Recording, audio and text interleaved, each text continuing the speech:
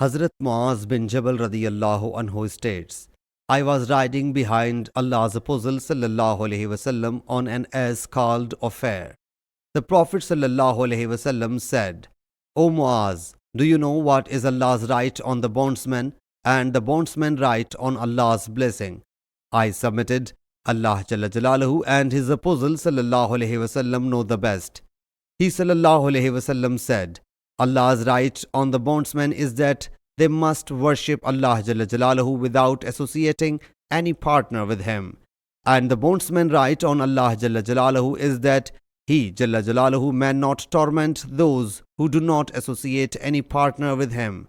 Hazrat Muaz radiyallahu anhu says that he submitted, should not I convey this glad tiding to the people? He sallallahu alaihi wasallam said, no, do not give them this glad tiding, otherwise they will then depend only on it. Sahih Muslim Hadees number 143.